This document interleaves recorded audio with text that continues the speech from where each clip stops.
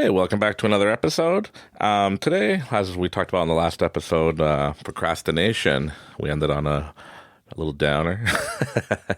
But procrastination is the biggest issue of anybody's success.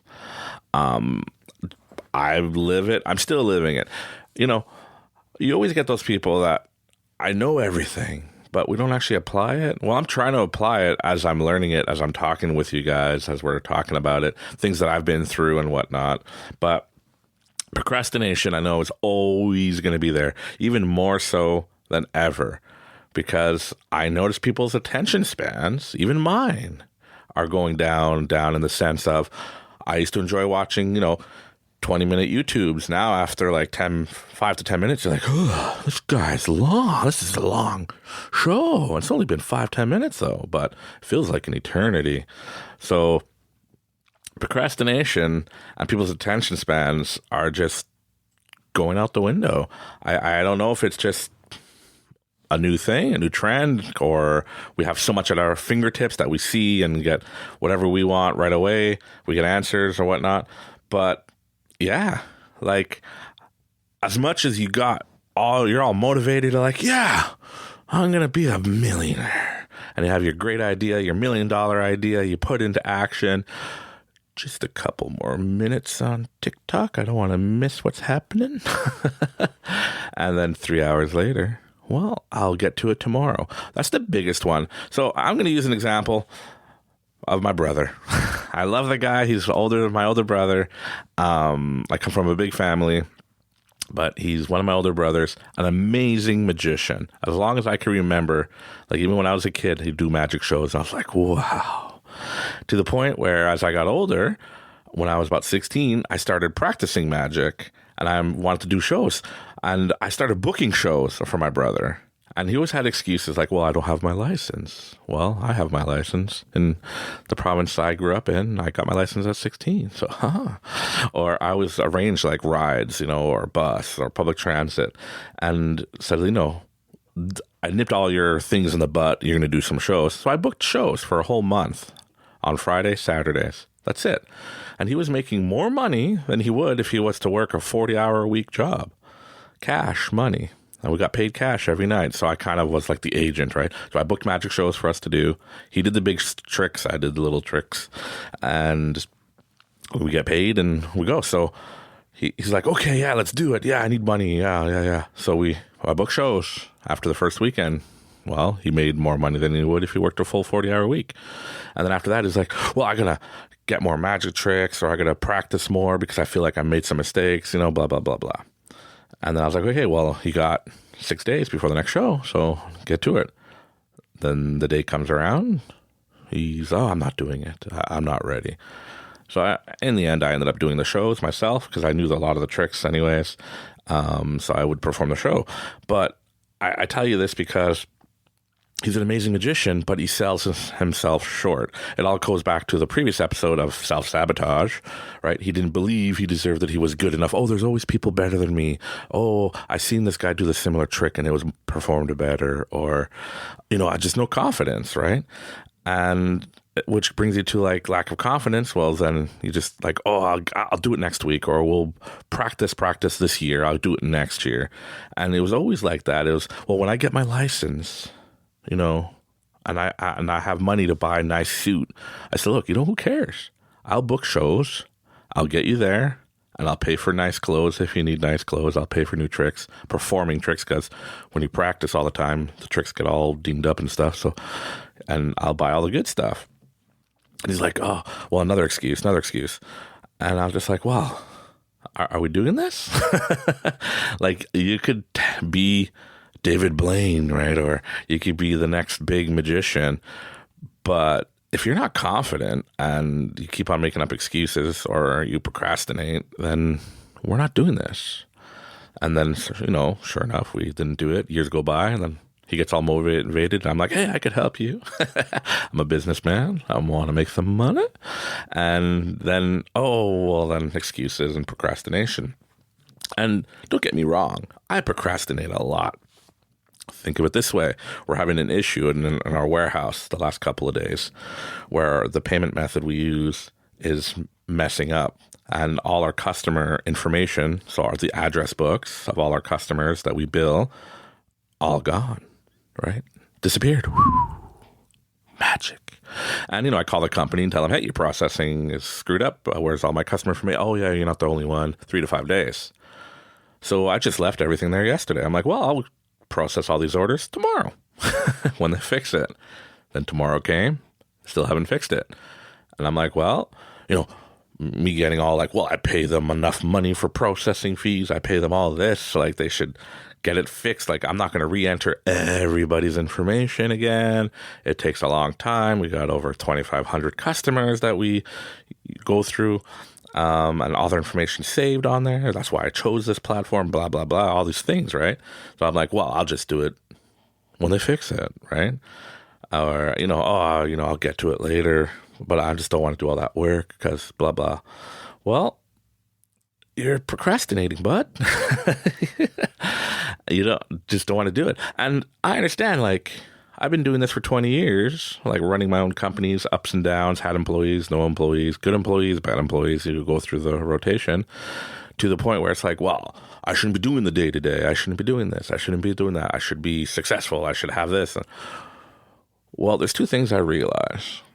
That I'm not all in the sense of, we had the universe hooked me up with this business idea of this direction that we're headed. And we went with it. We started running with it. And I was just letting go, right? Just surrender and just trust and go for it, to where I started trying to control it. And where I got complacent in the sense of, the universe will take care of it. I'll just sit here and watch some more TikToks or...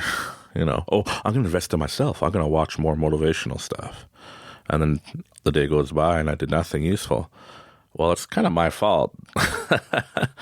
It all boils down with procrastination and self-sabotage are the same thing, where for some reason I don't feel like, I deserve to be more successful than I think I already, I am. But if you look back at it, I'm always chasing the next thing. Well, we're here, but I need to be here, like we mentioned in the last episode. And if I go back to my old self, I'll be like, dude, you made it, man.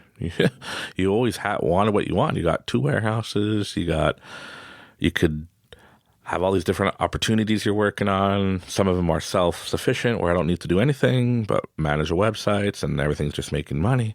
But I don't, I haven't made it yet in my eyes. I keep on chasing and chasing. But yet, I'm also doing nothing about it, where I think, well, I should have made it by now, so I should be able to sit in my house doing nothing, and the universe will provide. Well, it doesn't work that way. When you go with the flow and you get these opportunities, if you do nothing with them, and you're not growing them and keep on going forward, and you're, hit a brick wall and you start going, well, I'm done. I'm going to wrap up. I'm selling everything, going up. I've done that before, where I had an amazing epiphany, set up a whole company, trademarked it and everything, an amazing name, started doing things. And I knew what I needed to do. But then, the whole, I know what I'm doing now. Or I don't do what I need to do in the sense of hiring the right people or doing the different, plan of actions that we need to do. And then I just started getting complacent, started watching TV and movies. I like movies, by the way. I watch a lot of movies. And then before you know it, I wasted all my time. I wasted my weeks, my months, years. How long have I mentioned? Here's a trick question, not even a trick question. I mentioned this before, but I've been talking and feel like I need to be talking and doing these, I don't even know what we call these.